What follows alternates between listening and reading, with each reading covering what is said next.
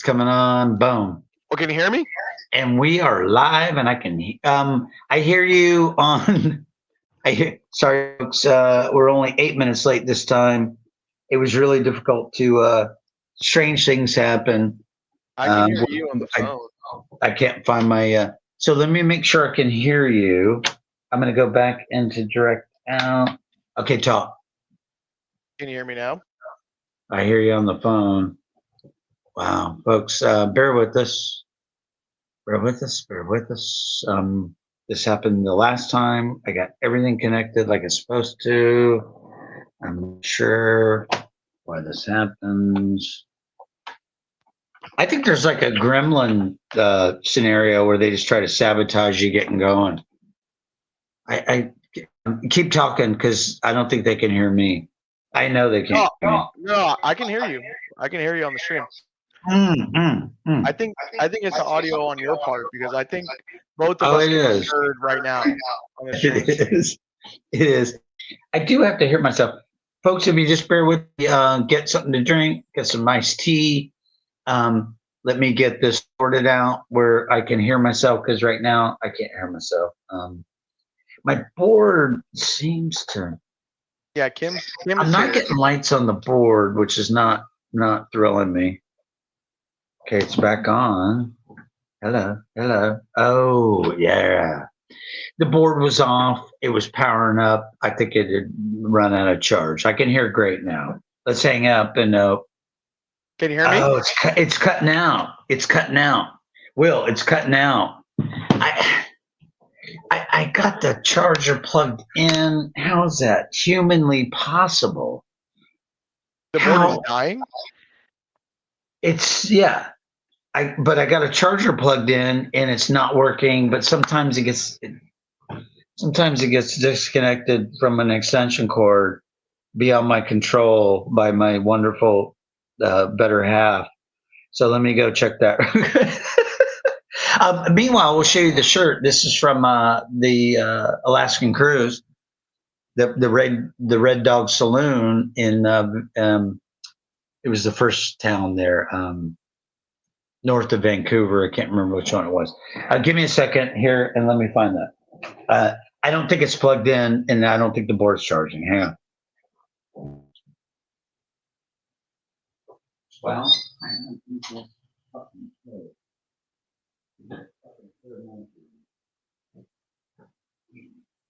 I just got to get started first. This is so fucking stupid. I can't fucking believe it. I mean, that's not even plugged in. That's why. Wow.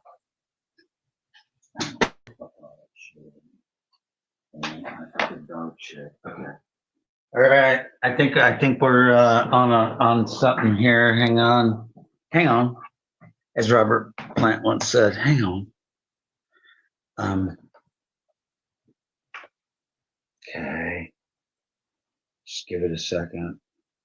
Okay, it's charging. Okay. All right. We're saying we can keep going. I'm gonna hang up. Let's keep the phone going. I was gonna say, yeah. Turn the board back on. Yeah. Dude, it's on and it's lit up. Can you hear me in the headset? Yeah. Totally fine. Perfect. We're ready to go.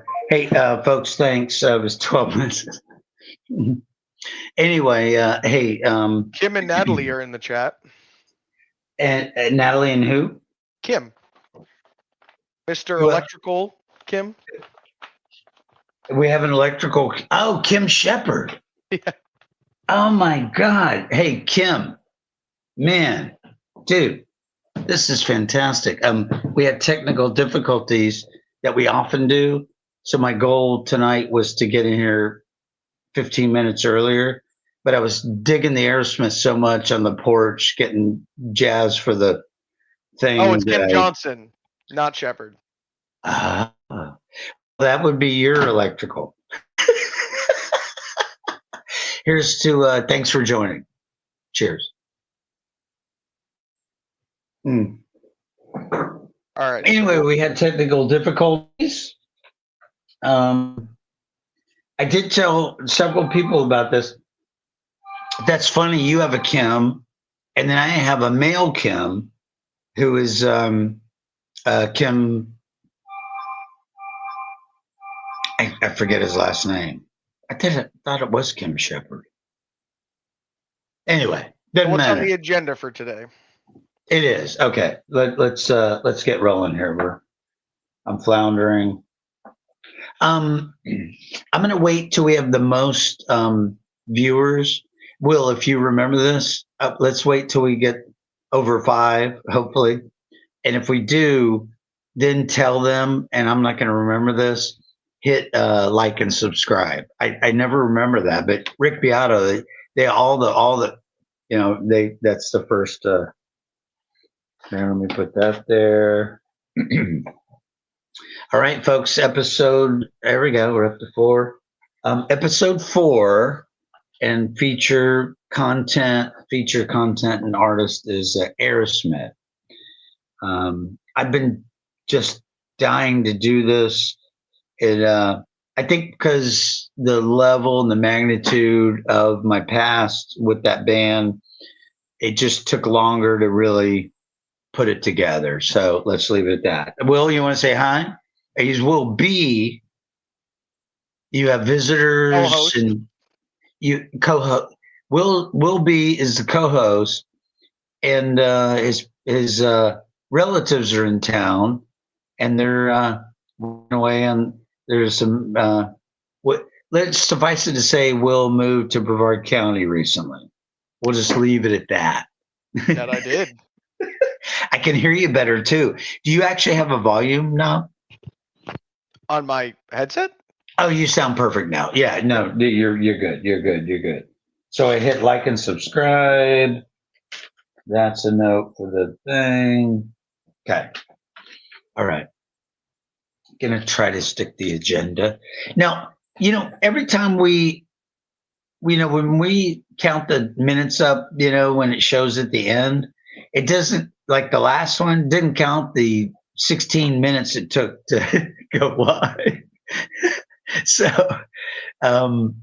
we're gonna try. So I can tell you it'll be an hour, but it'll be an hour from now and not from 7. So let the thing run. So we're at quarter after. That's perfect. I can keep track of that. We've been on for 7 minutes, but several of those didn't count. All right. Oh man, I got notes galore. Okay. All right. Okay. I think I'm settled, except for the fact that I misplaced my wine We glass. got Joey in the comments. Yes, Dolphins won. We're gonna win out. Joey could agree with that. Wow. Just got to stack a couple more wins. Isn't that right, Joey? The Dolphins are winning the Super Bowl this year.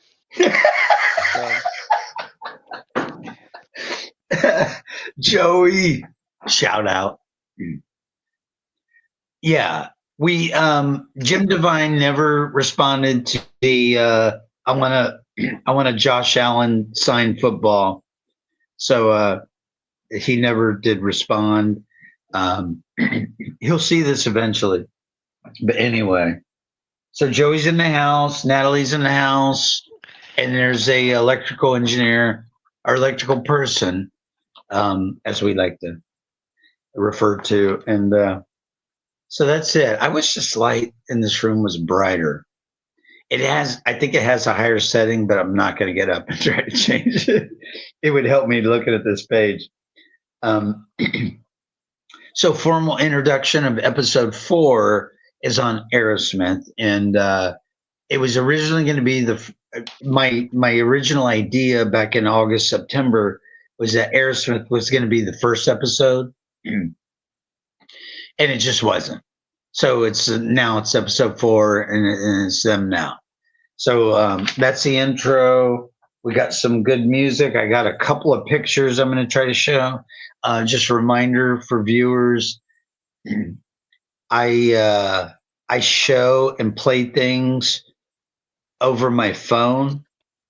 and it's an attempt to comply with copyright and fair use agreement regulations. So I'll just leave it at that. Phil, we don't care about the stinking rules. Come on. Oh, isn't there a movie? It's the badges. Stinking badges. We don't need your stinking badges. I forget. I don't know that one, but I forget what it was.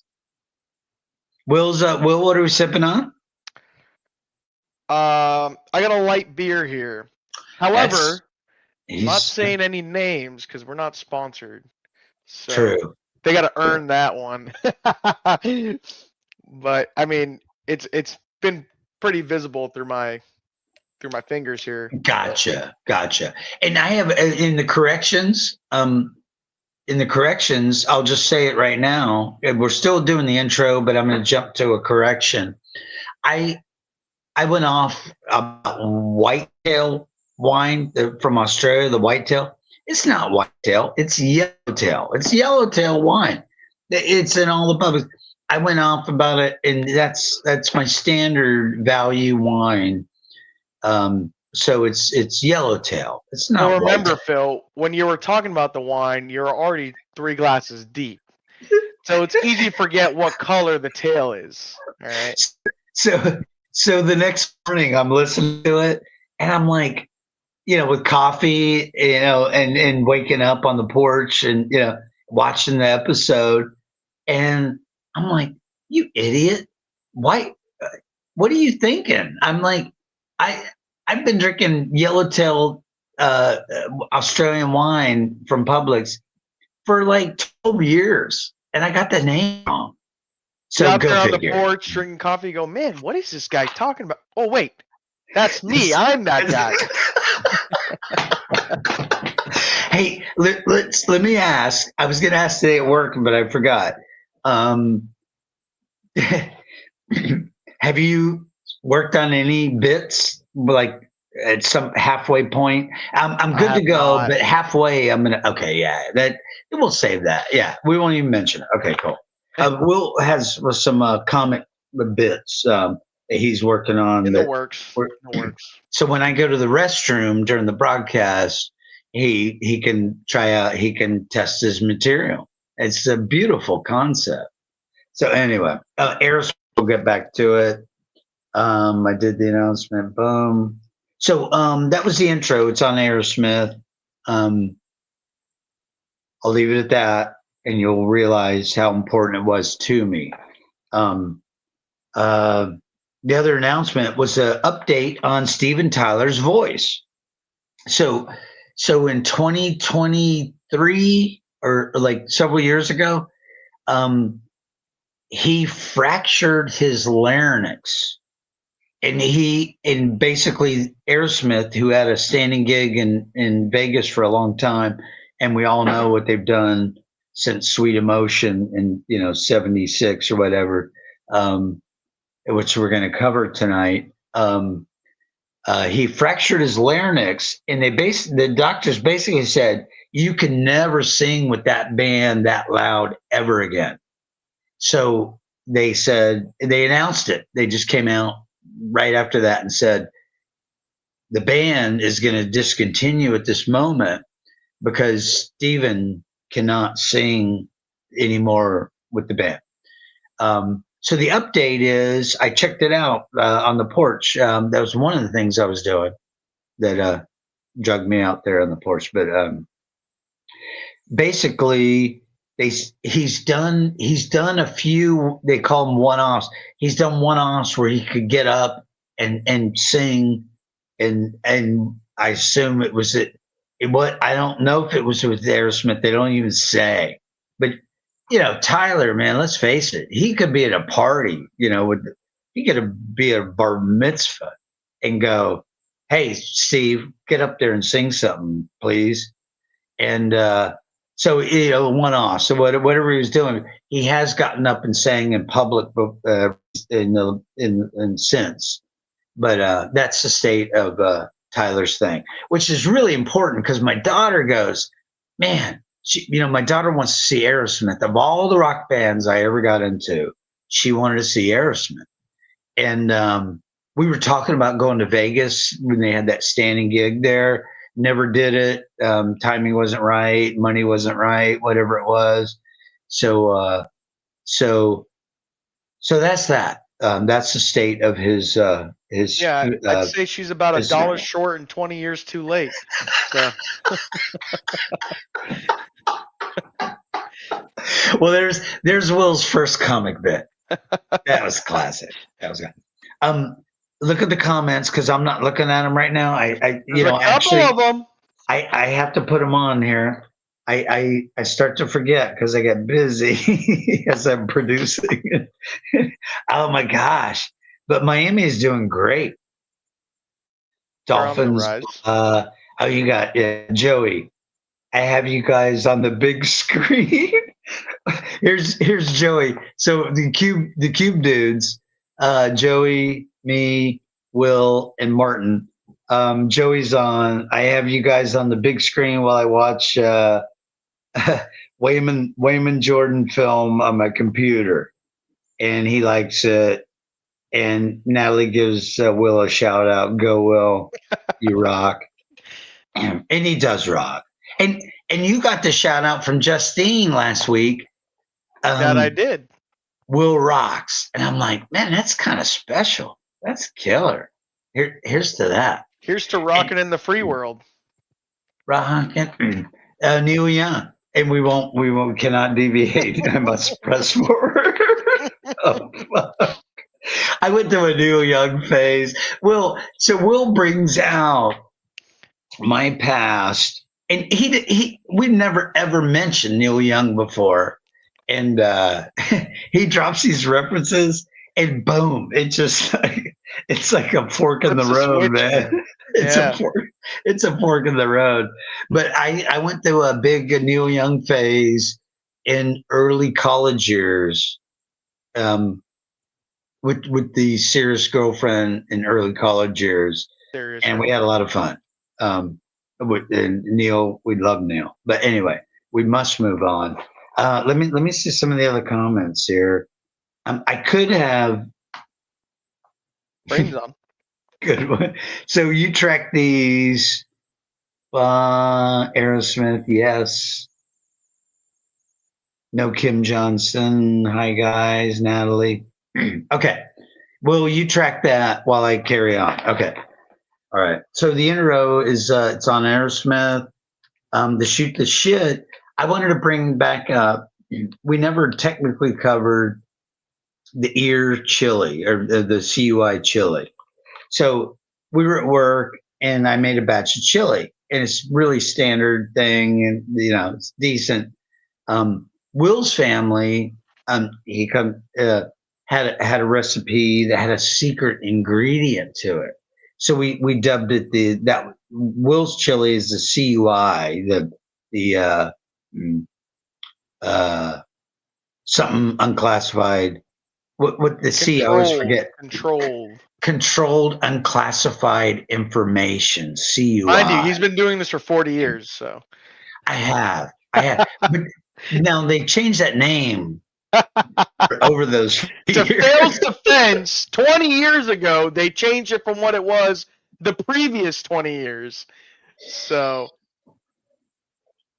Oh my God. So anyway, that was I originally was ear chili, which was EAR, stood for another desert, but I dropped into UI because Will's family has a secret ingredient in theirs and mine did not. So anyway, so much for that ingredient. And if I told you, I'd have to kill you. So right. It's like the Coke recipe that's in a vault somewhere. And that secret recipe might be in India.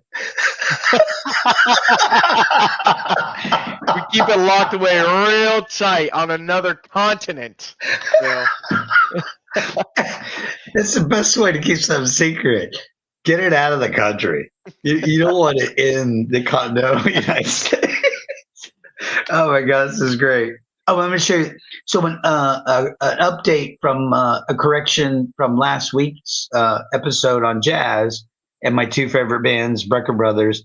I'm going to show you the picture of Brecker Brothers that I did not show I just have to find it. It was, it's right here. So in the previous episode, it was on Jazz and Brecker Brothers, and I saw them in '94, and truly, it was my greatest. That's tough, but it ranked with the Korea live performances without a doubt. But this was truly my favorite because it just hit closer to the heart with the fusion and stuff. So it was the Brecker brothers, Michael and Randy Brecker.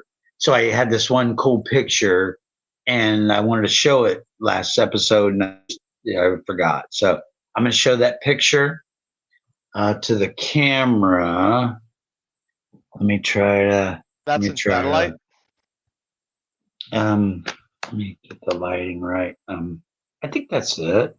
That looks fine. That's kind of it. So, what you see there, what you're seeing, is Randy Brecker in jean shorts with the black tank top playing trumpet, and his brother Michael Brecker is in the white shirt playing saxophone. And that is it. I got one shot. I got one great. I took a bunch, but that was the one shot that came out. And this was my favorite jazz band. And I say jazz, it is quite avant-garde fusion shit. It's full-on fusion mania. But it's trumpet and sax, and these brothers have been playing since the '60s. And almost anybody that's watched TV in the last 30 years or 40 years has heard these guys on TV playing jingles and commercials and movies, and you would never know. But anyway, you've all heard them, but you've never seen them. There they are. Well, Phil, you took that picture. Yeah. Back in 94. 94. What did you use to take that picture? I had a Nikon EM. I had a basic, nice Nikon camera. It was basic, didn't have a zoom, and we were close enough. We were, you know. Did you bring a camera to like every concert? Like, what compelled you to have a camera in this situation? Well, Sunfest is different. So this is Sunfest in West Palm. Sunfest is different in that it was just and we're talking '94, right? So you walk in with a camera, they don't blink twice. They just don't say anything. Nowadays, you have a camera around your neck. It was around my neck, and I just walked in with it. Nowadays, they're going, dude, you can't bring that in here. Well, everybody has a phone too that's capable of in the phones. Pictures. So the phones have completely eclipsed that, and it's But anyway, on the right is Michael Brecker, who passed away back in 2006 or 2007, and I didn't say what he had died from. It was Chick had died from cancer like at 81 or something, but Michael died of a rare blood disorder. So it was really sad.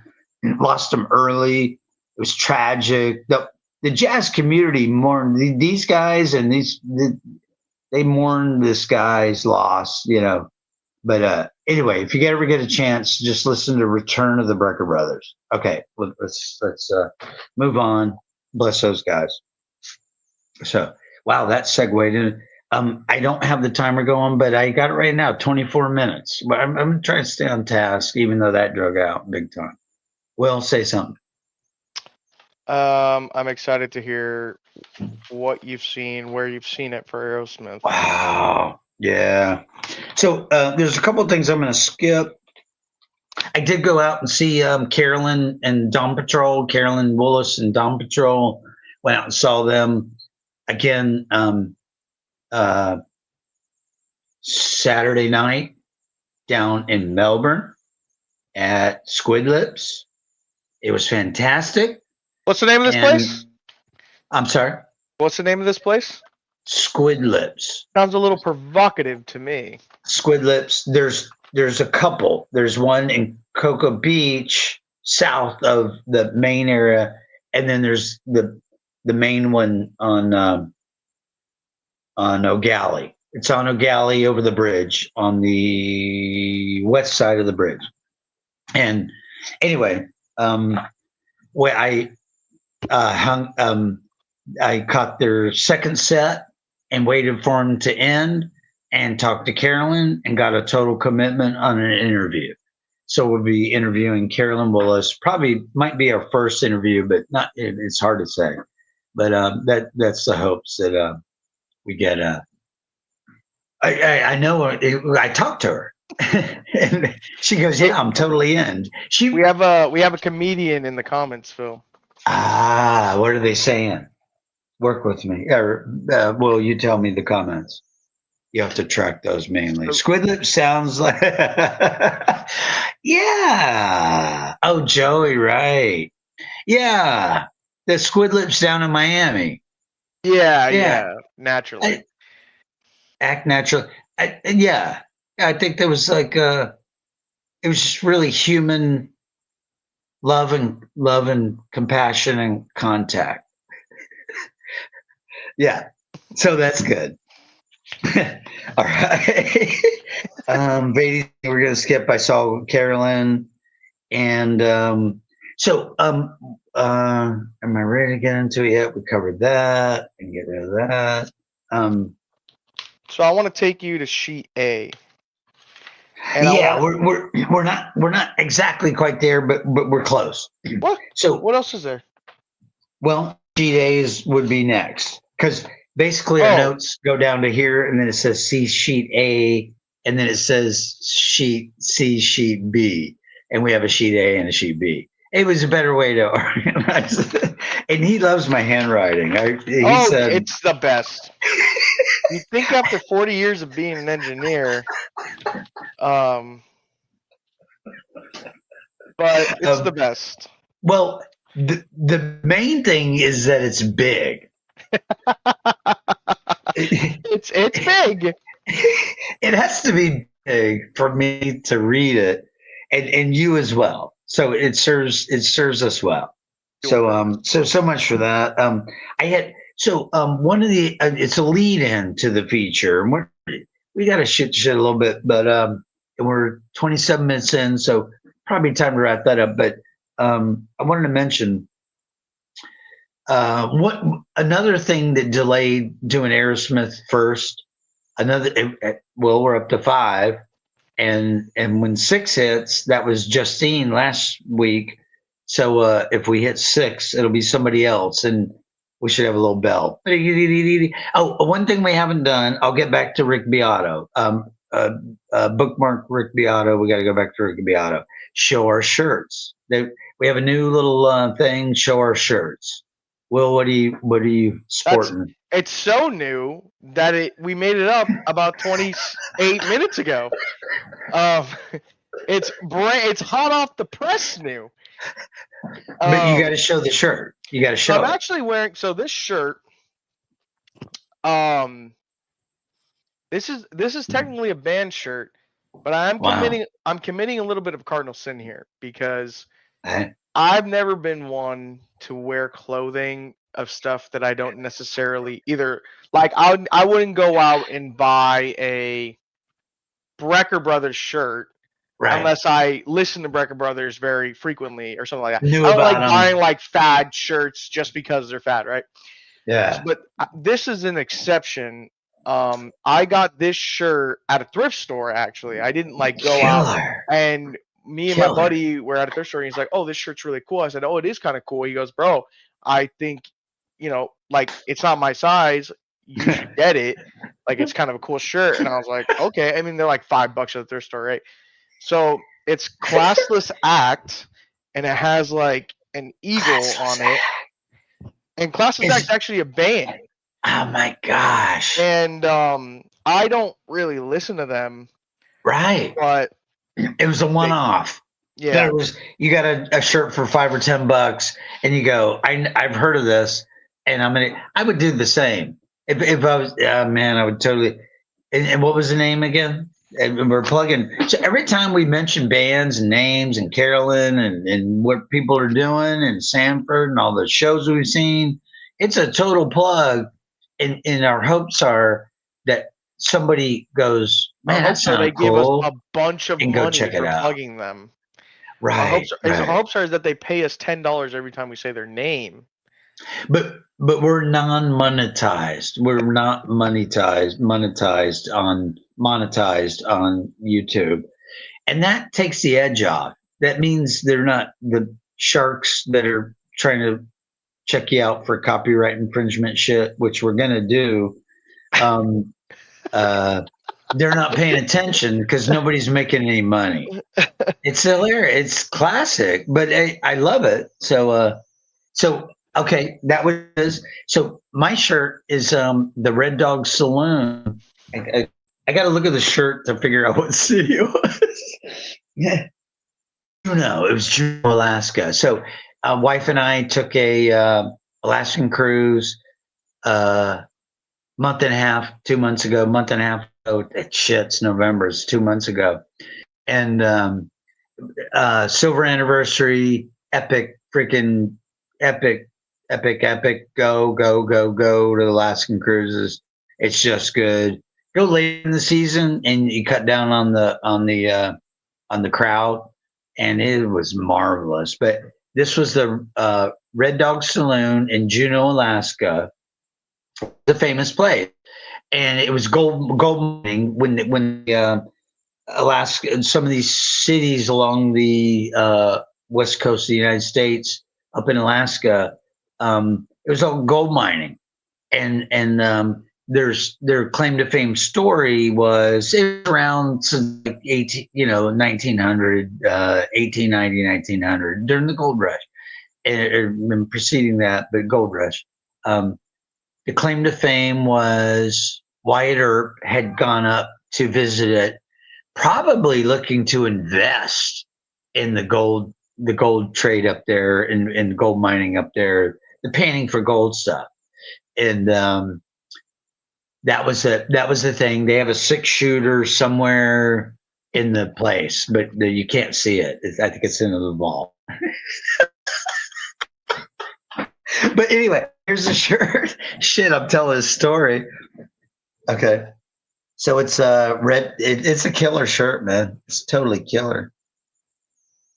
Red Dog Saloon. It was famous, and it was just a blast. We went in and had lunch. It was midday. It was like 1 o'clock in the afternoon, and wife and I had lunch there and had drinks, beer. I was drinking up there back from the first episode. I was drinking the Alaskan Brew Company beer on a regular basis. Um, because it was everywhere, of course. And it was on the ship, it was in the towns. They were really plugging that beer, right? And it's good. They had the red ale. I was stuck with the red. It was just solid, great craft beer that you'd think you might get somewhere else. Um, but red, but the beer was not all that was consumed on that trip, believe me. So I'll leave that. I'll leave that with you. All right. We're getting closer to the feature. Lincoln of Promise. There, I got to get into it because, man, okay, I'll get into it. So, okay, feature part of the episode. Aerosmith back in the 70s. It was the first.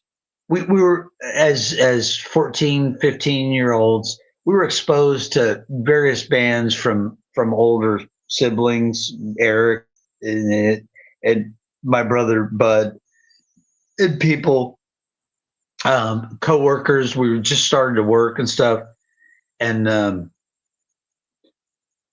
but Aerosmith we kind of discovered on our own at the time that skateboarding was happening it's not even late 70s, really. I was skateboarding at 75 in 1975, 76, and got really good. And I had friends that got even better. Park Hill. Well, another thing Park did, Will, I never told you about. He was he was the best skateboarder I ever knew. They were going vertical in Orlando. We're in Kissimmee, and they finally built. They did build a skate park in Kissimmee shit, it was my freshman year because I broke my arm there skating. My freshman year would have been 76. So, but Park was in Orlando, man. And they had a skate park way before us in Maitland. And then they built the vertical ramp that you saw back in the magazines with the freaking the Z Boys and shit. I mean, I can talk some skating back from those days. There was a lot that's happened since that I couldn't say a word about, um, but Park got vertical, and we did not. There was a difference. So anyway, but skateboarding was. But bottom line is the point in the introduction to the Aerosmith feature is Aerosmith was our soundtrack to our skateboarding in 76 and 77. We really got kind of good. And you would then you got to go like buy headphones that had batteries and you could play the music in your earphones while you were skating. You'd seen that in the magazines with the Zephyr Boys, the Z Boys, you know, the skateboarder magazine that had all those pictures, all that shit. So we would copy whatever they did. And guess what? Well, they were listening to Aerosmith. And then we heard, oh yeah, but Zeppelin is, but they were, from my recollection, they were listening equally to Aerosmith and Led Zeppelin but bottom line, we listened to Aerosmith mainly, and it was a storyboard of 1977, probably 76 and 77. So I'll leave it at that. It does segue into the skateboard as we've talked, and I broke out the skateboard, and I'm going to show it here in a second. But that was the thing, and that was it. And so Eric and all the buds from Kissimmee, we were buying. So the first album that came out that Aerosmith did in the late 70s, that the first album we could buy when it came out. In other words, up to that point, we were catching up. We were listening to, you got to hear, you know, and I'm going to talk about these albums: Toys in the Attic, Rocks, and then Draw the Line. But Draw the Line came out in 78, 79 timeframe, and that was the first show we saw in Lakeland. So it's all connected. It started with skateboarding stuff, and it just bled into me and Eric going to buy Draw the Line album and checking it out and listening and integrate it into our skateboarding. And got a spam call. Sorry. Trying to cut down on the phone stuff, but we went to 6. There was a 6, but we didn't. Okay. So bottom line, I'm gonna have to turn this phone off.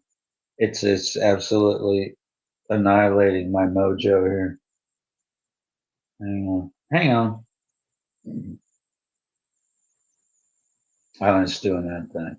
I'm just gonna chuck it across the room. Okay, just get it away from me. So that's the stage that this all kind of played out with. Really involved our skateboarding days, and we were hacks in Kissimmee, but we were the best hacks of Kissimmee, you know, compared to Orlando and stuff. But anyway, I'm going to show you the I'm going to just show you the skateboard, and then we'll move on, and we can get rid of the skateboarding concept and go into the music. But we're going to cover our 3 favorite albums, and it's not my 3 favorite albums. If you ask Tony Alva of the Zephyr Boys, Tony Alva was the best skateboarder back in the day, you know, in the 70s. He was it, Tony. But it was all the Z Boys. But if you asked him what the 2 favorite, so it's really 2 favorite albums, and then we extended it to Draw the Line because that's the first album we were able to get when it first came out in Kissimmee. But the two albums are Toys in the Attic and Rocks, and that's it. If you ask Tony Alva what albums were you guys listening to back then, he would say those two records, hands down. I almost know they were. So anyway, this is fun. This is an old Logan Earthski skateboard. It was my one and all. I had one. I had cheap one before this, but then I just got into this Logan Earthski. It was Logan Bruce Logan. There's Logan Earthskis, and he did these skateboards that most of those guys rode, and we tried to emulate. So it'll be interesting with the camera what you can see, because I can't obviously get the whole thing in here. That's the nose. I just started wrapping duct tape and masking tape on the front to protect the nose, because then you start beating you'll drop from 5 feet onto the concrete and the board hits the ground and it just starts chipping the board up and stuff. They're laminate skateboards, the common ones you saw. I'm going to scoot back and try to show this. That's the front, and then there's the emblem, which is probably worn out completely, but somewhere it says Logan Ersky, Bob Baniak model. And then the tail is really cool because the tails get beat up a lot. Let me see. Now this I did not practice. That's the bottom of the tail with the back trucks. And then I'm going to show you the artwork on the back. That's the most spectacular part. But and there's my kicktail. They call them kicktails. The back where you put your rear foot. It was inclined, so it was perfect, and that's how it always was, for a long time. And the whole board's covered with that black grip tape. So the first thing you did, you get the board, and that black shit wasn't on it. It was just it was just pristine. If you had this board pristine without that, in good shape, I assume it'd be worth a little bit of money or considerable amount of money. They didn't make a ton of them; they made thousands and thousands. But the classic is the bottom. So of course I had to doctor this up. So you see Zoso, it's all Zepp. And man, if Jimmy Page was watching this, he'd get a kick out of this, but I'm sure he's not. So you see the Zoso logo I drew by hand, and then I with stencils and spray paint did the Zeppelin on the two sides of the bottom. This is the bottom, and it does go into more detail about Logan Ersky there. And then my Bad Company stickers, because I was big into Bad Company. Here, let's get a Bad Co sticker. Okay, so you get the idea. There it is. Those are 50 years old, huh? Yes. It's 50 years old. So anyway, so you get the idea. I had to bring that in there because it's related to material. Anytime we show stuff, it's only because it's related to the artists or the people we're covering. So I had to do that. I know that drug out, and we're at 43 minutes. So now I'll go into the records. I'm going to take a little sip break here. Not a complete break, but a sip break. Will, if you could talk a little bit. So I was never huge on Aerosmith. I like them, of course, and they're classic. Walk This Way and Sweet Emotion, right? Yeah. Like Janie's Got a Gun. Yeah.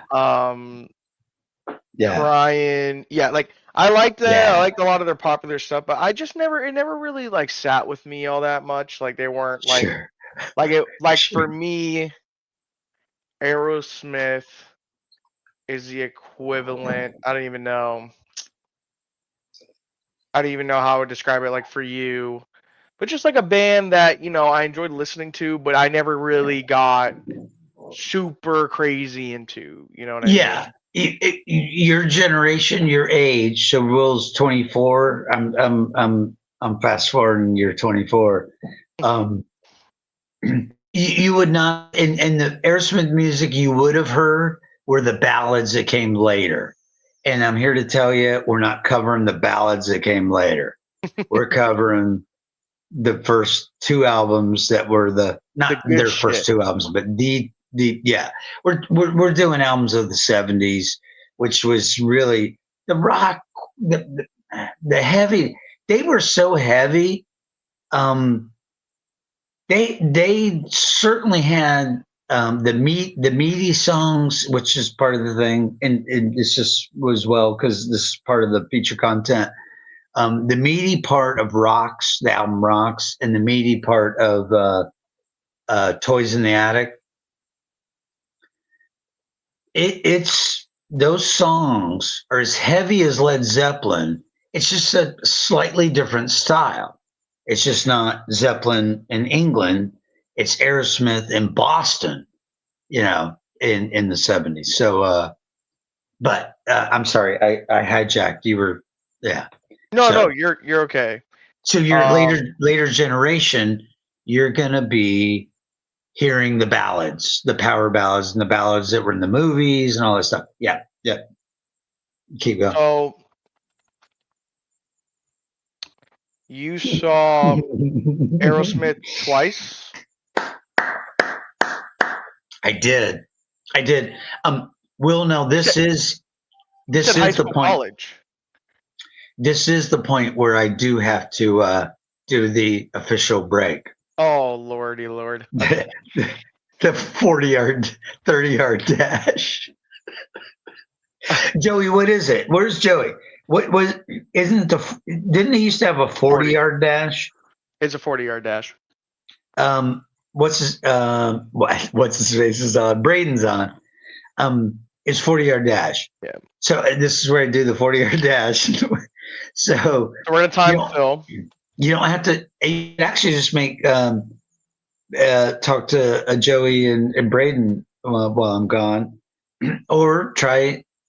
I'll start some camaraderie with the commenters. You go ahead. You do your thing. Do that. And then when you're listening back to this, you're gonna be, man, what the hell is this guy talking about? I can't believe I had this guy on my show. So I have to say to Natalie, because she'll be the biggest kick out of this, but Braden and Joey will as well.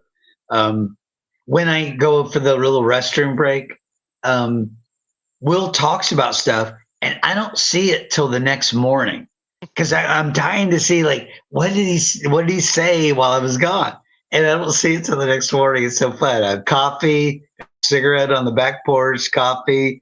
And I'm going, oh, cool. It's usually always fun, but I think it was at least once last episode where you were just didn't have a whole lot. All right, guys. So we're gonna open up the floor here for anybody still listening, still participating. Is there any questions or anything you guys want to talk about music-wise, or maybe not music-wise? Natalie got a kick out of that, so that's great. I personally will never be as big as an Aerosmith fan as Phil is. Now the day he goes into, my favorite color. Yeah, let's talk about my favorite color. So my favorite color has changed over the years. Brayden, I'll get to that question. So my favorite color, I would say it's mostly always hovered around green. Green, I've always been earthy colors, green, brown, that sort of sense. But it has changed. It used to be blue, yada yada. How do I feel about Steven Taylor outside of Aerosmith? Don't care about him. Armageddon. I think I've seen Armageddon. It's an older one, right? All right. Coming back. Okay. Brayden, don't make me start singing. Studio, go live. Okay. Are we back? We're back. Okay. We're back and better than ever. Back and better than ever. Sorry for anybody that missed the Brecker Brothers picture, but you're not going to see it again. We are You'll have not to, seeing it again. You'll have to go back and watch it later. But We're there's gonna this epic. dive into Phil's specific experiences, and I want you to tell me. Um, I want you to tell me. So you've been to these two concerts. The You've been concerts. 1979 and you've been 1981. I want you to tell me what song you remember hearing live, and then I want to hear the song. Then I want to. That's what I want to play. That's what I Right. want to be on the pod. Okay. Well, so we'll this feature in Aerosmith. So, I did see them twice. So I had mentioned Toys in the Attic and Rocks, the two albums, which were the main great songs. And then Draw the Line came out. So in 78, 79, 79, with the Draw the Line tour, we saw them in Lakeland, and that was our first show. You're going to be really surprised at this description of the show. Well, it's going to kind of freak you out. It'll freak you out. Okay. Uh, so we're in the feature. My mom drove us over there. We weren't old enough to drive yet. So I say that I'm sure that was 70. So let me say I had a concert T-shirt from that. That was the album cover, and I bought it at the show in Lakeland, 79. I ended up ditching all my old concert T-shirts from my moves from Port St. John to South Brevard County, and I wish I had that shirt to this day. But it's the album cover. If you look up "Draw the Line," it's a caricature cartoon, black and white. It's black and white. I think I've seen. Yeah, I think I've seen that cover before. Yeah. I don't know So if I know many songs from that album though. and no, and we'll cover a couple, but so my mom takes us over because we weren't driving yet, and it was epic. It was me and three friends, and she drives us over to Lakeland Civic Center to see our heroes for the first time. Heroes. And yeah, you can imagine, right? I'm like, I'm gonna see my favorite band. My favorite band to on my battery powered Walkman for the two last years. 2 years. Yeah. So she takes us drop stop. I'll just jump into the show. Surprising feature of this show was I'm going to guess the average listener, unless you're an Aerosmith connoisseur, you wouldn't know that Aerosmith self-destructed in the late 70s, leading up to 80 and 81 or 80. They self-destructed with cocaine. Mainly Steven Tyler. It wasn't all of them. They didn't all do that. But Joe, I would beg. Rockman goes crazy because of drugs. Never before heard of. I would guess that Joe probably. I would say the band back then, they probably all dabbled, but Steven Tyler, really got into it, and not like Scott Whalen from STP or anything, not like, but it wrecked the band for a year later and a year and a half later. It wrecked the band, and they for 80, 81, 81, 82, they like dissolved, right? Because they just couldn't carry on. And then they came back with a vengeance. But so when we saw them, they played for 35 minutes. And of course that would surprise you, right? That's a pretty short period of time. They played for 35 minutes. 35 minutes. So that was the headline? It's Aerosmith, Lakeland, they're the headliner. So what occurred now, mind you, looking back on it, it's fantastic. Now we did feel like, man, we got gypped because it was too short. That's how I But would feel. Tyler was doing coke on stage. So I'll explain it. What? Yeah. So check this out. I told somebody this story recently because I'll remind myself of the story, and this is all real. Oh, this is Who a was with good me? one, man. This was me and Norman Fisk and shit. Would Eric go? Either Eric or Jeff. Yeah, it was Eric. Probably Eric, me, and Norman, or it was three people, and it's in general admission. We're down the floor. Uh-huh. Lakeland Civic Center holds Like an about amphitheater. holds about Lakeland probably held about 6,000 people, maybe. Oh, wow. So it was a Pretty big smaller. space. I say six. I'll just say six. It's plus or minus. And so there was an opening band. Nobody remembers the opening band, right? Because you're seeing Aerosmith. And they come on, and first tune, they were probably doing songs off of Draw the Line because it was their new record. And then they would have done, now the set list for that I do not have available, but it's inconsequential really. But they would have done like a couple songs off of Draw the Line, the album they'd just done, and then they would have done a, a couple of others, something off of Rock, something off of Toys in the Attic. I know we were jazz when it sounded good. It was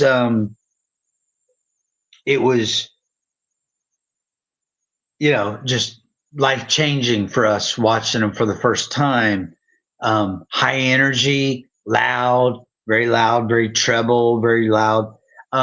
Essentially, the sound guy, I joked about it with whoever I was talking to, and I said, I think the sound guy is doing as much cocaine as Tyler is on stage right now. In hindsight. So Tyler, let me check this out.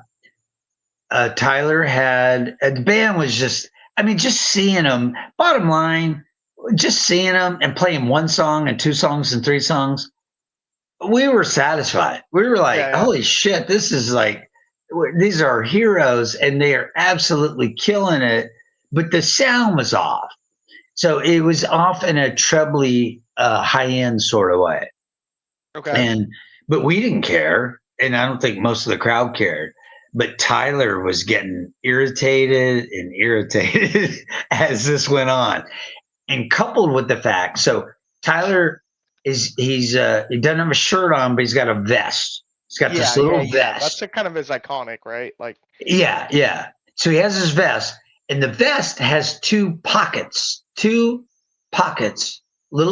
small pockets, kind of up high, or just on the vest, and in those two pockets were cocaine.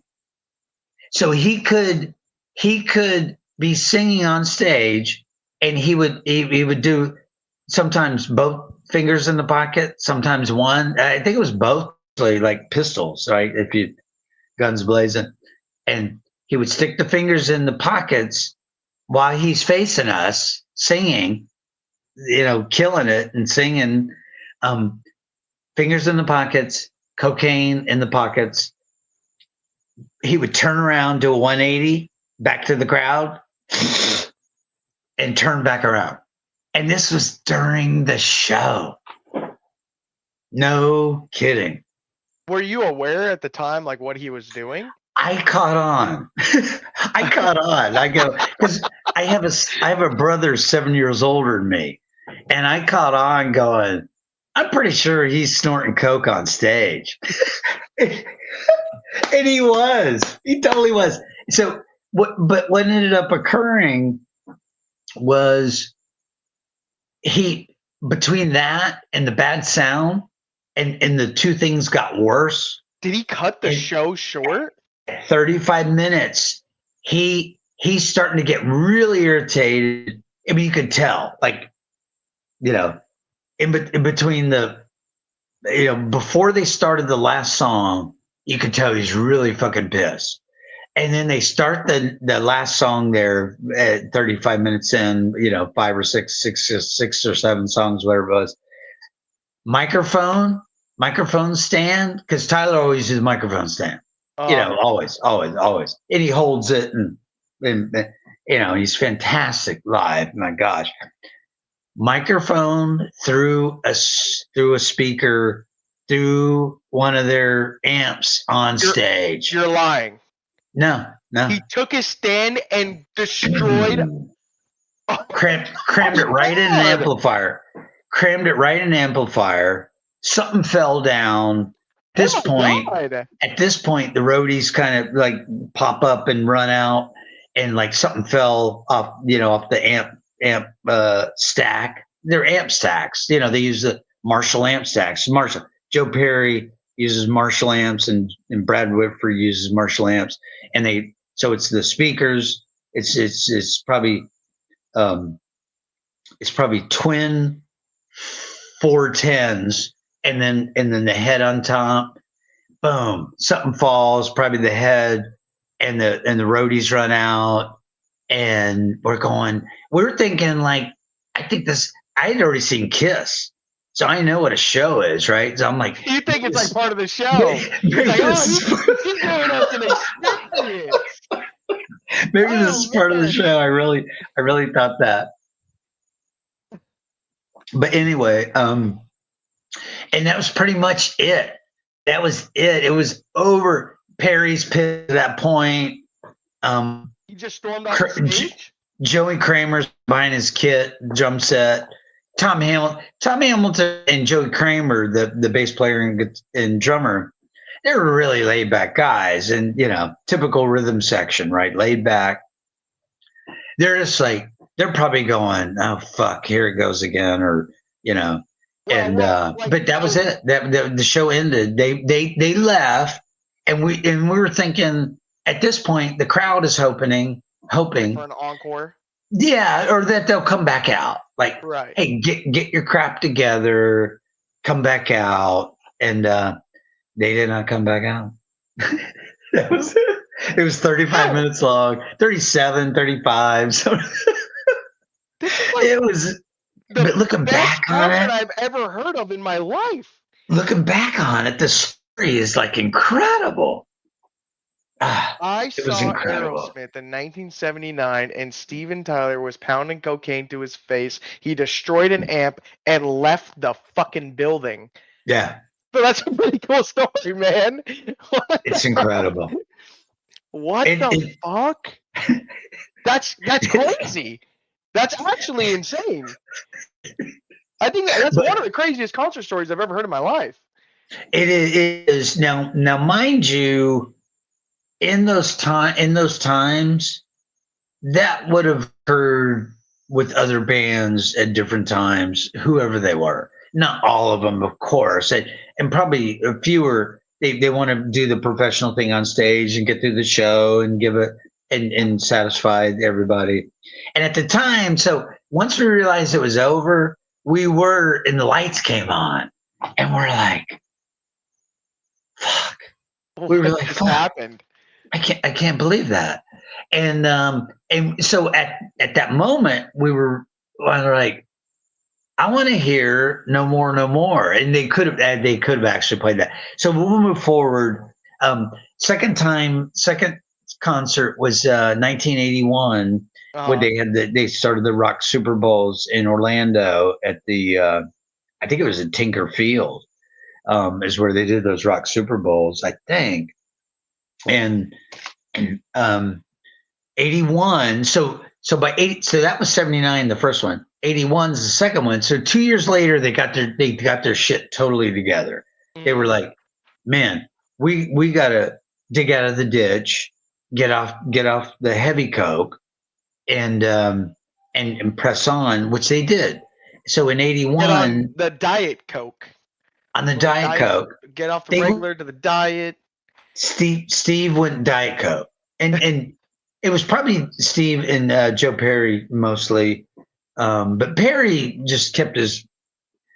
I just can't say enough about Joe Perry as lead guitarist for Aerosmith. Influenced me hugely. Uh, Here's a note that's not on any of these pages.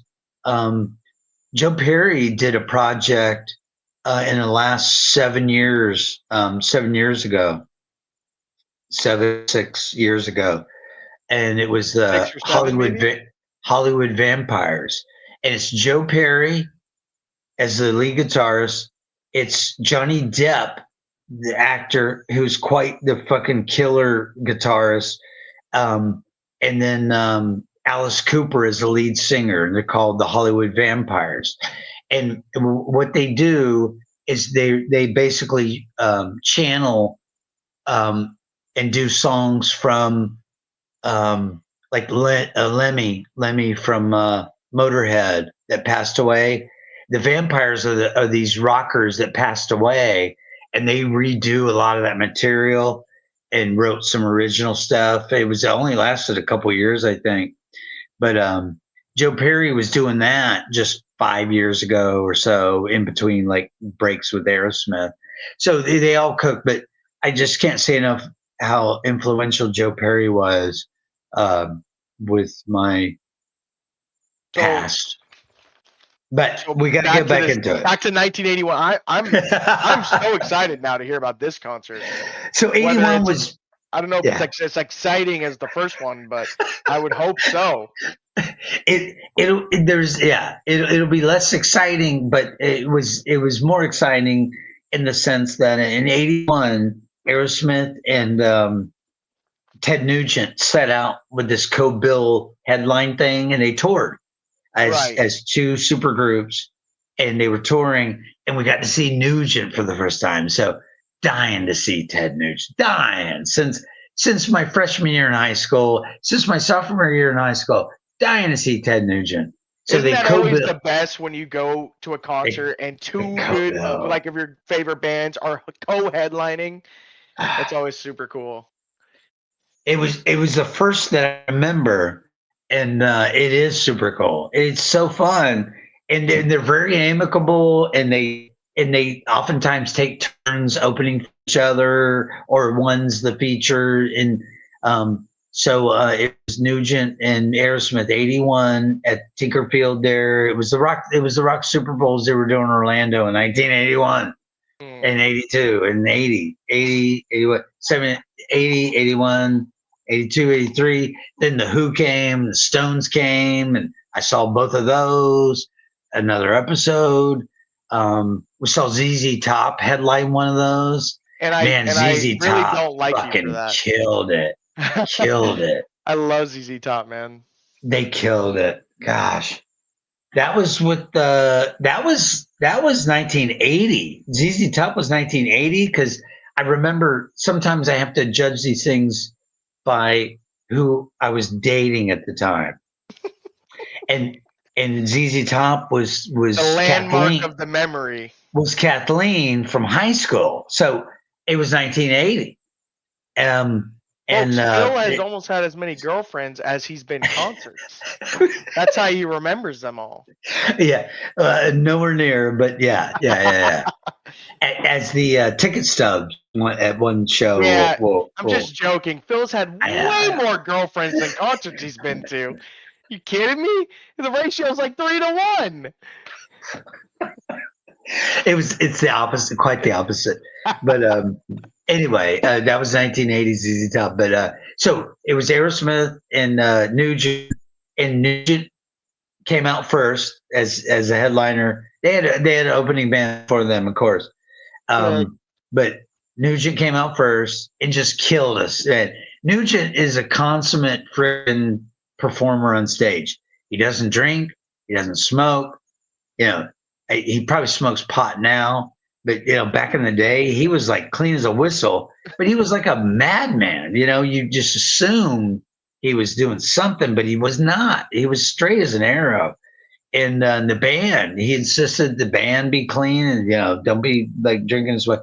I'm sure they all drank afterwards, and I can't say he never drank, but it never affected his on stage performances. immaculate, freaking killing it with the big white bodied Guild or L5, Gibson L5. I think he played a Gibson L5. I always loved those guitars. Elvis played them and shit. Pat Metheny played the L5, and a lot of famous guitarists played Gibson L5s. One of my favorite guitars, but killed it. So Nugent kills it and smoked it and just his normal upbeat shit. And then Aerosmith comes out and kills it. Immaculate performance. Everybody's tightened up, and they would have been doing at that point. Aerosmith might have been touring with Night Ruts, and you'll get a kick out of the Night in the Ruts. If you look at the album cover, Night in the Ruts, underneath Night in the Ruts, it says Right in the Nuts. It's so fucking funny. And I think that was the tour we saw in 81, and they were doing Night in the Ruts, and Nugent was doing whatever he had done. And that's it. That was the second show. Immaculate. They're smoking, but Aerosmith, they were on the top of their game. It was out together, I assume. Much more put together. No obvious drug use on stage. No, and that's obvious. That's obvious. Now the non-obvious. But that's super cool, man. Okay, so we're sitting at 1:10. So I don't know. I thought that was great. That experience right there. That was an awesome freaking little recap, bro. Oh wow. Yeah. Those live performances and these concerts were just and reflecting back on them, it's so fun. And you know what? I turned my speaker on, and you know what? I think it's Becky's. Okay, hold on. Okay, I'm gonna have to go grab the other speaker. I think I know what's happening. She's on a group telecon thing, and I think my speaker's picking up her thing, so I have to go get that little speaker to play music. I kept hearing a woman talking, and I'm like, that's what it is. Who is this? Like, who's talking to us? We're the only two people here. Exactly. I think that's what it is. So you want to play a couple songs and then maybe call the episode? Now, for the record, I would Joey, you're the football official here. Joey's still on. What do you say? Do you think Steven Tyler is in the flight logs? I'm not sure what that means. Do expound on that. But I'm gonna go grab that smaller speaker. I'm not sure of the answer to that one. It's cool. I need my glasses again. They're right here. Okay, here we go. Do you think Steven Tyler's... So for the record, I was going to say, we've really only been on an hour because we were 10 minutes late. So we've really only been on for an hour. So we're getting into some fun stuff, hopefully.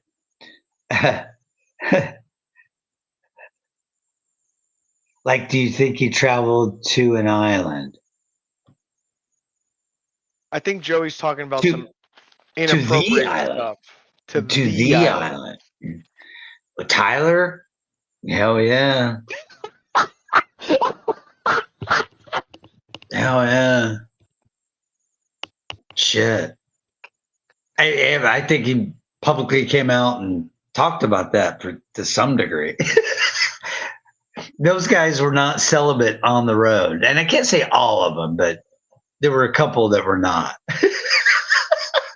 I think that's what we're referred to. I got to go get that small speaker so I can play some music. And then I'll turn you on. So the next phase of this is I'm going to play a couple tracks from the two, from Toys in the Attic and Rocks. And then that'll just be over an hour. And I think we're good. It's fantastic. Phil, That play was so play the funny. damn music. That was so Damn funny. music. Get to the clip.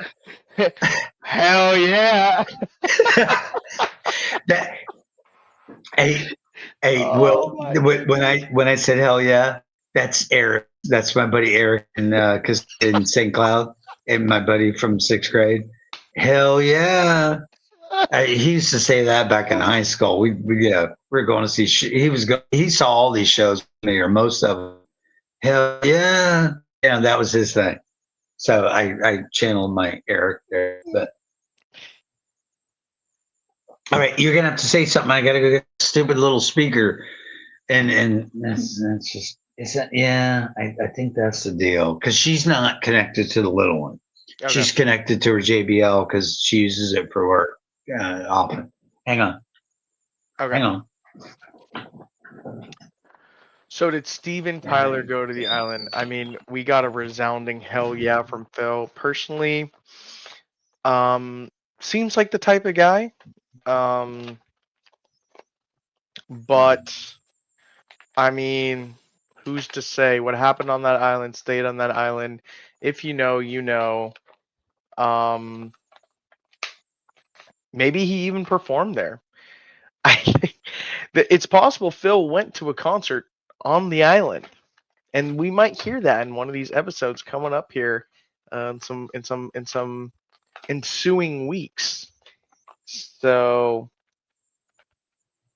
anyways, so I see my good friend Joey, King of Titusvillian through and through, is in the chat here, and one thing about Joey is he has an impeccable music taste.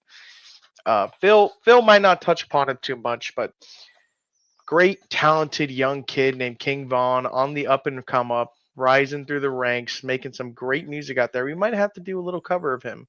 Now the only problem is that he is deceased, but that doesn't stop anybody. I mean, Michael Jackson still makes music somehow. So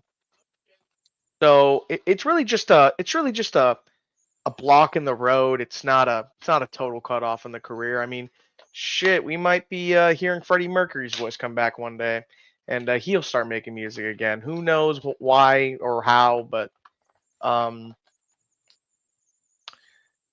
so this is something I'd been wanting to talk about. Is something I've been wanting to talk about was country. So Phil's not a very big All country right. fan. I am, and I'm gonna get him to do a country music segment at some point in time.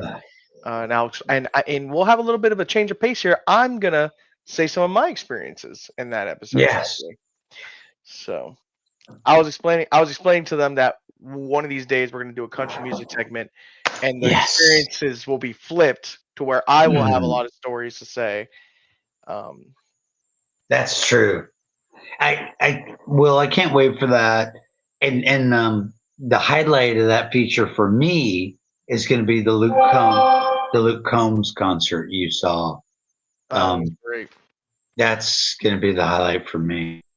But yeah, and then in that episode, you'll have to talk about your dad's experience seeing Leonard Skinner, and then we're gonna have to drag in Alan Lloyd, who saw Leonard Skinner. And I'm talking to Alan Lloyd at work, and he goes, yeah, I saw. We've traded stories. We talked about the Allman Brothers. It started around, and then Alan like kind of kept going, and he's like, yeah, Skinner, I saw him live. I said, when did you see them live? And he goes in like 77, 76. I said, with Ronnie Van Zant? And he goes, yeah, it was Ronnie. And so Alan saw Skinner with Ronnie. I don't know if your dad did, but both of these two gentlemen saw Skinner. So that goes back, and that's saying something. Gosh, and it's not country, but Let's face it. Well, it's our bridge. it's to like country. it's a country rock. I mean, the Eagles, Leonard Skinner. Mm, Um, I mean, mm, even like for sure. Kansas, like some of these other like Mm. Midwest bands. Oh yeah. They kind of dwindle between, or not dwindle, but they kind of mix and cooperate between genres a little bit, you Yeah. know. Yeah. So, Definitely. But but so what so songs are on the menu? so Speaking of menu, okay. I'm I'm gonna. working myself I, up an appetite in this so episode.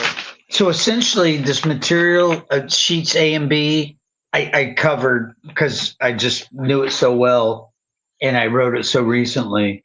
Um, but there was a Rick Beato thing, so I won't go on about the Rick Beato interview with Joe Perry and Brad Woodford. But I beg anybody that's interested in any of this, if you're a good, especially if you're a guitarist, you gotta hear that interview. It's Rick Beato interviewing Joe Perry and Brad Woodford, the two guitarists for Aerosmith, and the episode's like an hour and 17 minutes long or something, and Rick asks all the great questions for guitarists. My gosh, amps, what head we're using. Hey, when you guys recorded this album, um, how far the mics were away from the amps, and what the techniques were, and what the recording engineer was doing at the time that they all knew the names of, and it goes on and on. It is just it was that was one of the reasons to set the episode back, because I saw that and I go, I can't stop and try to do this now, and went on. But please see the Rick Beato Perry Whitford interview. Brad Woodford. Brad was badass. We always talk about Joe. He certainly was the main guy, but man, Brad Woodford. They would trade off. Brad would get leads sometimes. Joe Perry was the lead guitarist, and Brad Woodford was the rhythm guitarist, as far as the documentation on the albums. And that was really pretty much the case. But when Brad got his fair share of stuff, and they would trade off. Joe said, "Take it, man. Do it. You had a better idea." They would record. Here's something on the sheets that the recording was really interesting. Um, they would oftentimes have a couple of songs, but when they went in the studio, they waited till they got in the studio, and leading up to the point where they had to go in the studio to record, they were writing furiously, and they would go in the studio, but the songs weren't together at all. And they would create these songs while they were recording. And other bands have done that too. That is not the best way to do it, but that's the way they did it. And I've heard separate interviews on the stuff of the guys, and fascinating.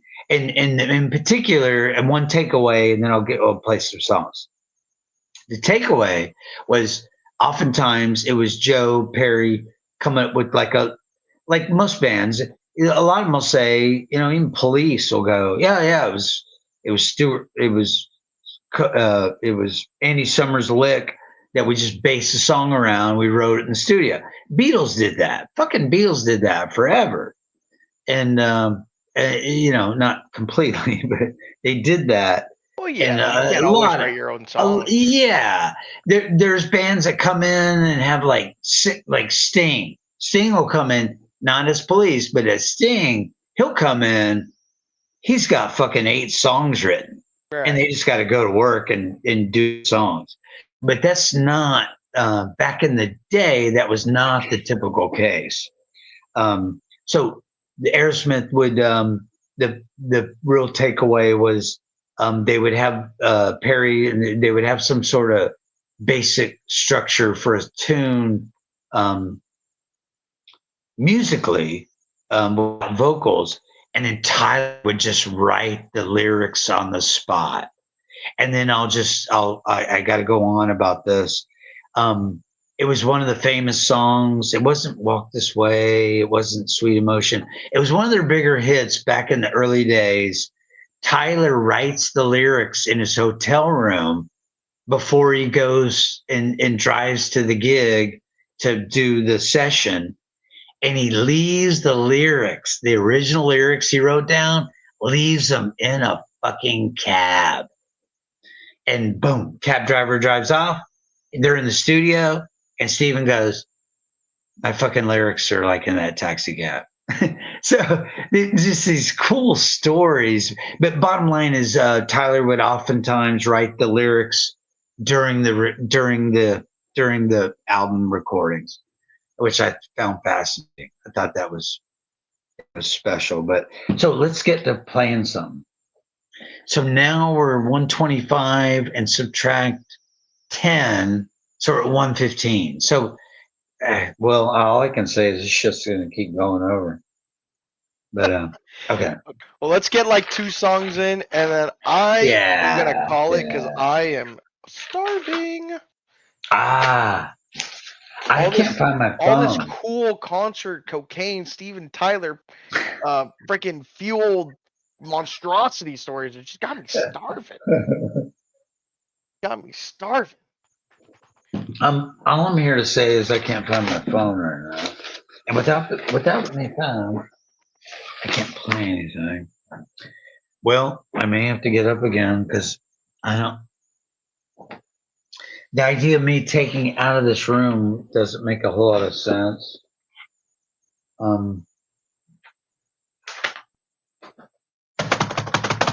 There's my drumming.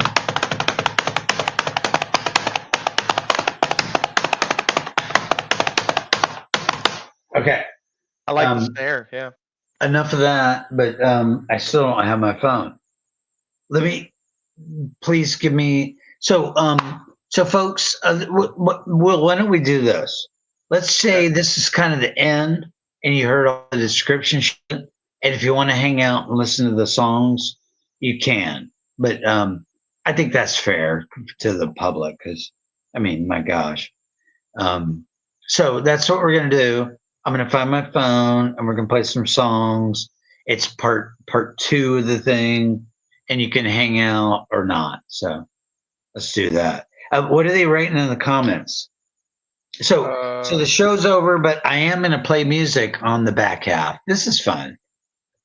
Braden, I can't hang up and call back in, right, dude? That'd be impossible. That would take like 10 minutes.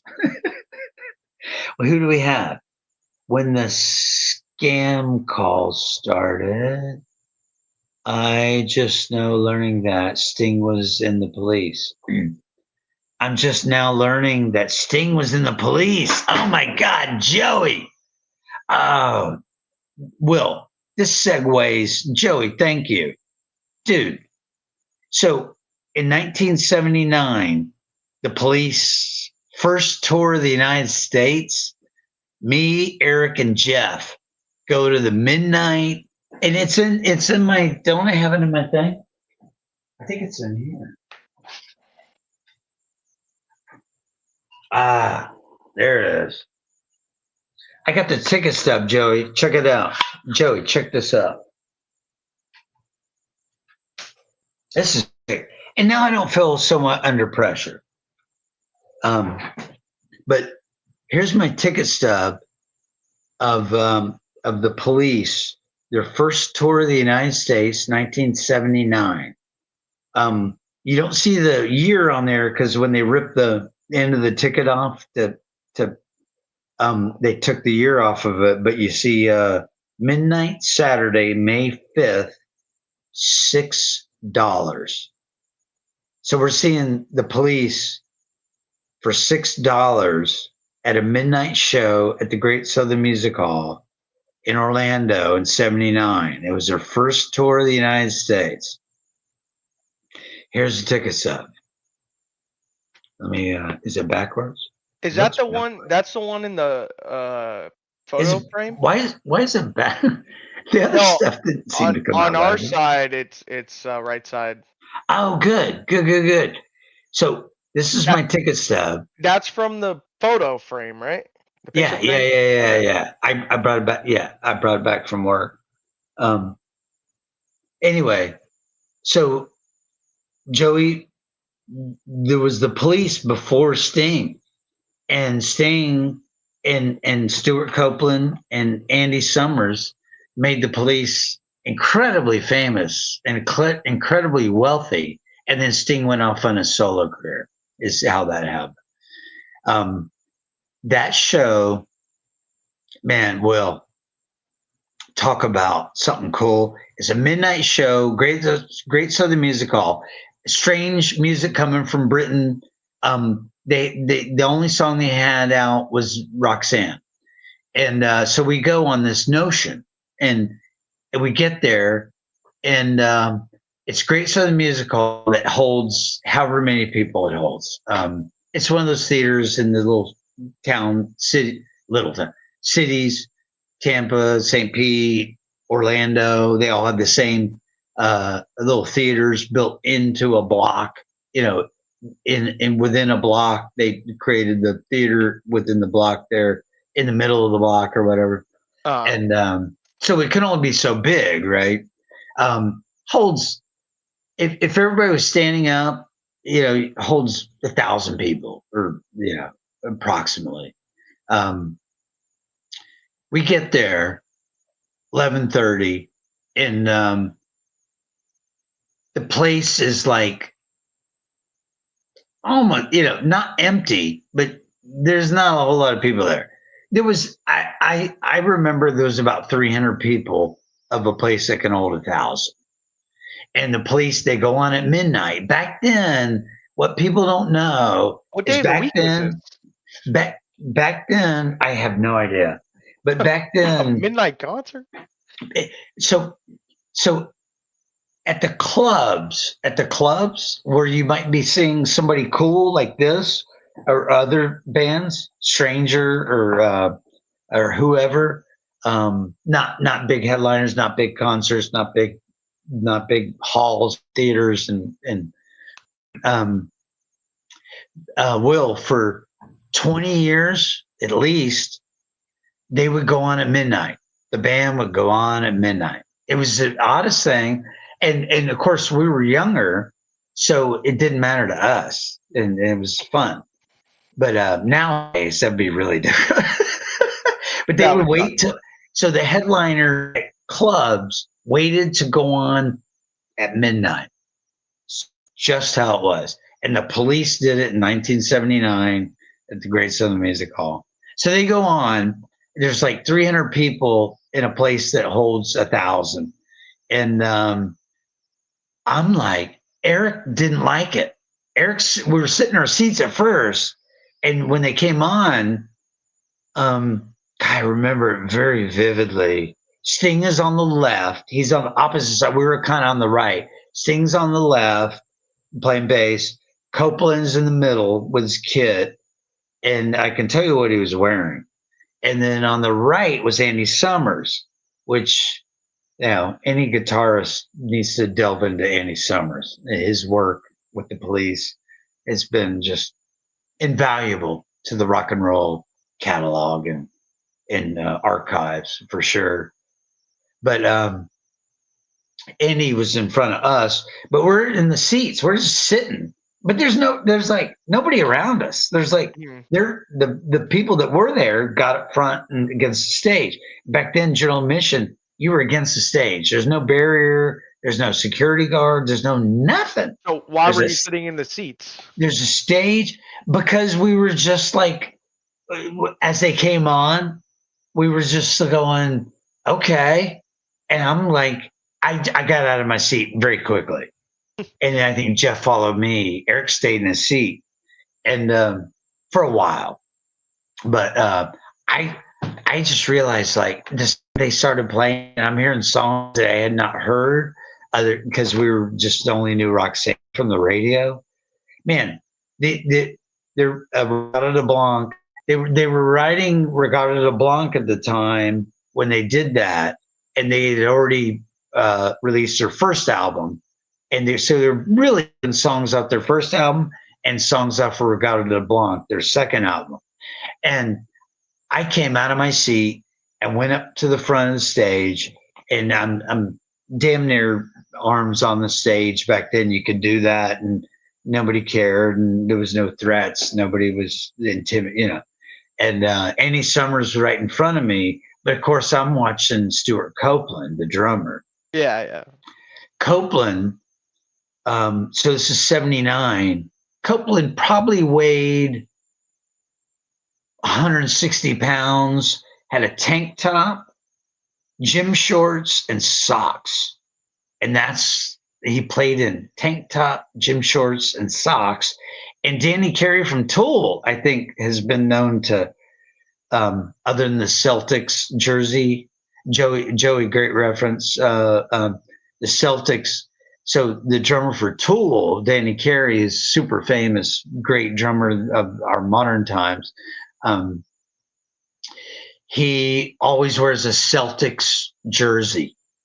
So suffice it to say, he's from Boston. But and who I saw in the last year play with a version of King Crimson. And that's a whole other story there. And let's go back to the police. I'll wrap the police thing up. It was epic. I got into it so much. And Eric kind of just wasn't into it. He was like, wow. Like halfway through, over halfway through, Eric's like, dude, I want to go. He's sitting in the seat. Wow. I say, Eric, I am not leaving. and that's guy code for, yeah, I'm not leaving. If you had to leave me, you could leave me. But if you were driving, and he could have been, but I ain't leaving. That's awesome, man. I'll have my mom come and pick me but anyway, I went totally overboard. We basically got a free police show out of the whole thing. That's freaking awesome, though.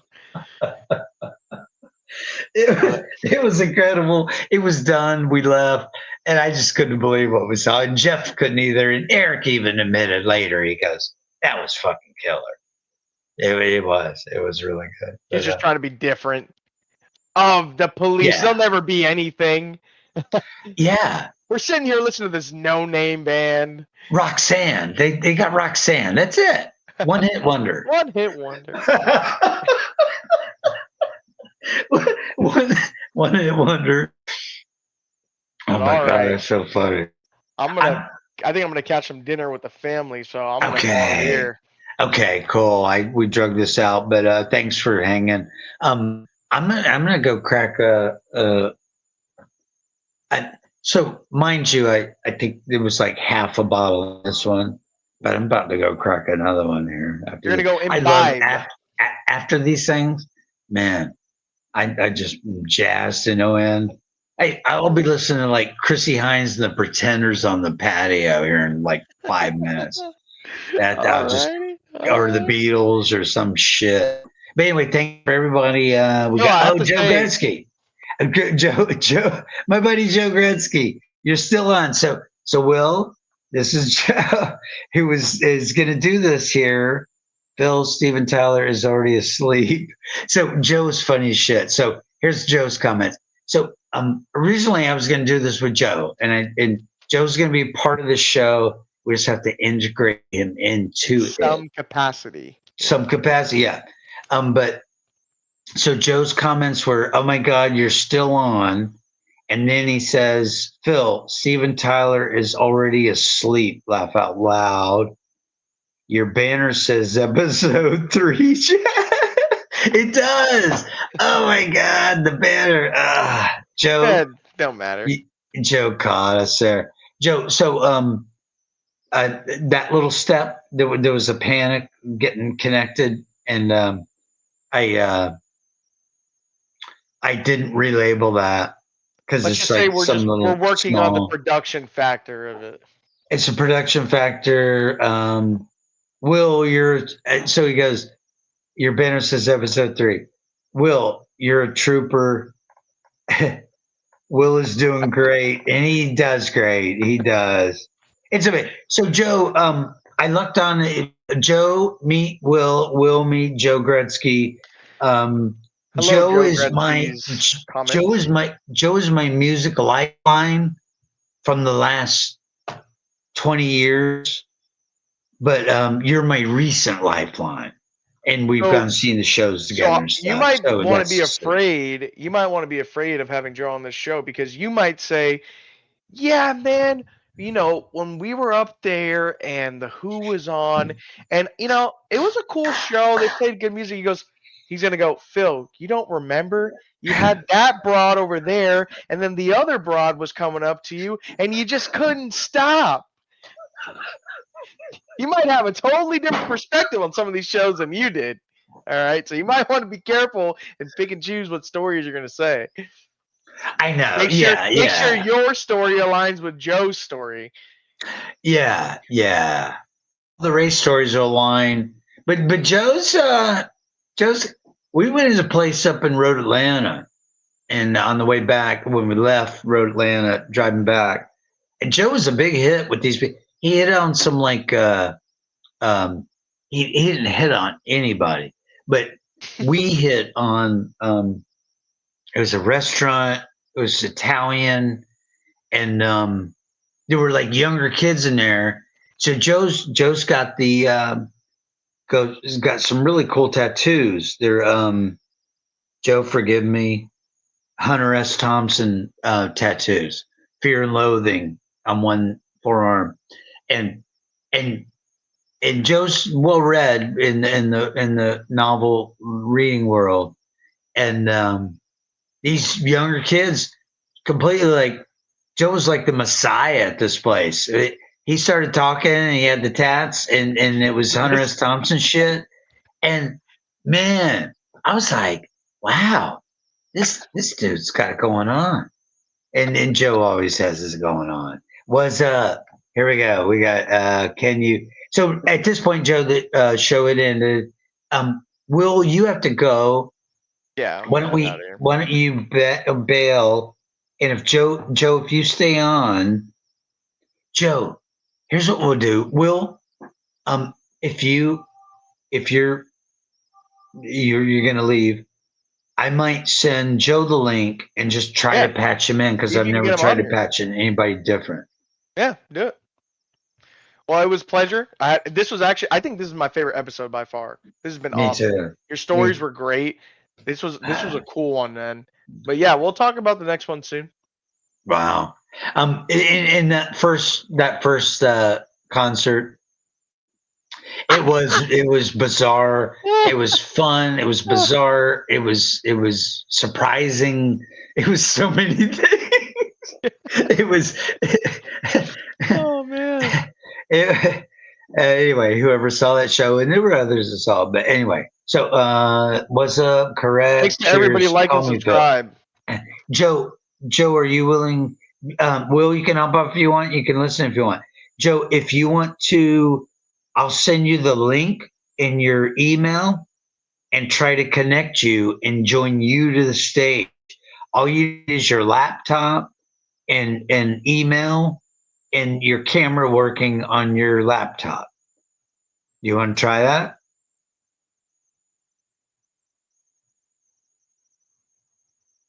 Joe might have bailed.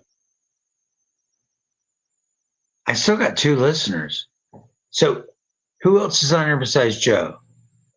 Is that Natalie?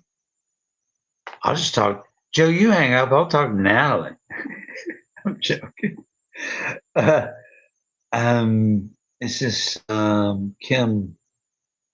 Didn't he throw it across the room? Did Slash ever perform with Aerosmith? Oh, these are neat. Who is at Kim V6P6H?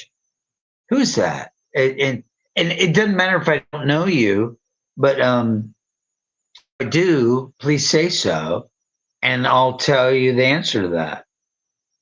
I actually don't know the answer if Slash ever played with Aerosmith. You know what? I don't know, but I would bet $50 that he did. With all their stuff in Vegas and shit, certainly Slash came through there in 5 years when Vegas had that house gig in Vegas. Certainly, somewhere along the way, Slash got up and played with them. Um, that'd be my bet, but I don't know that for a fact. That's the answer to that one. Bilbo Baglin, is Jelly Roll considered country? I would need Will or Joe Gretzky to tell me the answer to that. Joe's on. Kim Johnson. Oh my gosh. Kim. Oh my goodness gracious. Kim, this is fantastic. Thank you.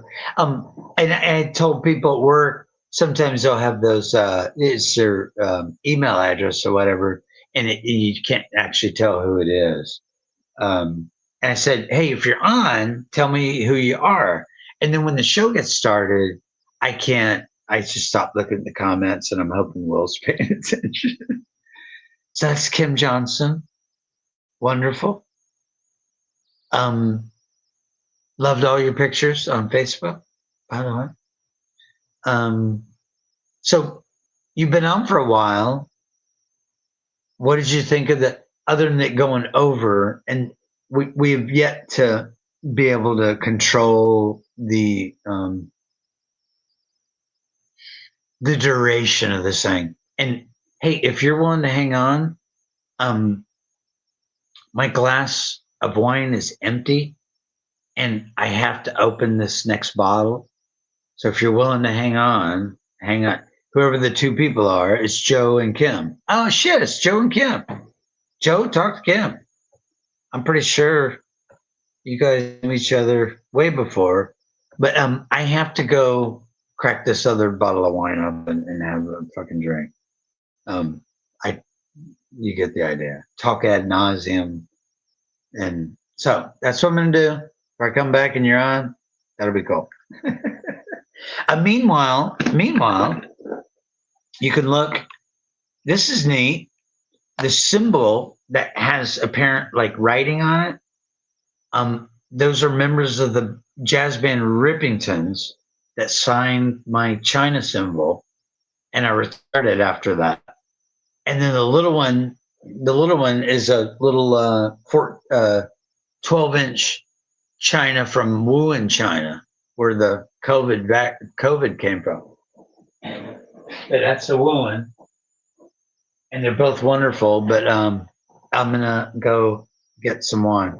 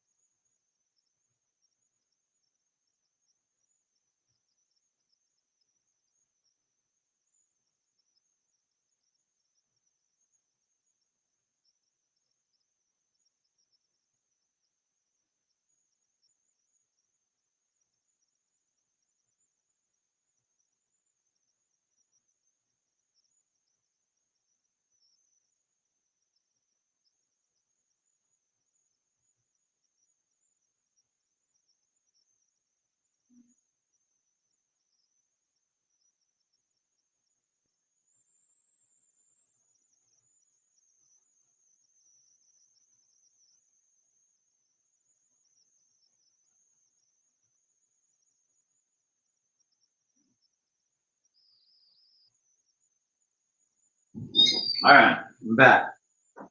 I'm back. If anybody's there, I'm back.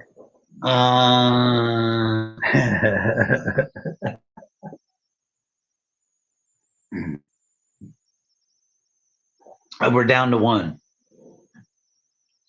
There was an album by Genesis called And Then There Were Three. And it's one of my favorite Genesis albums. And Then There Were Three. I got a note. A little tobacco pouch thing. Okay. Correct. Cheers. Call me. Me. Kim Johnson. Love Aerosmith and hearing your stories. Okay.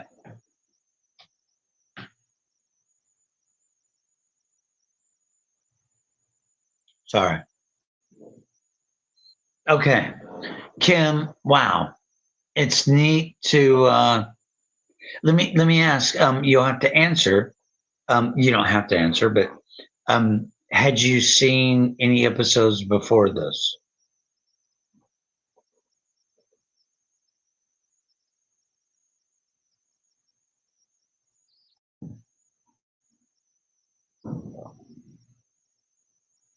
$8.54.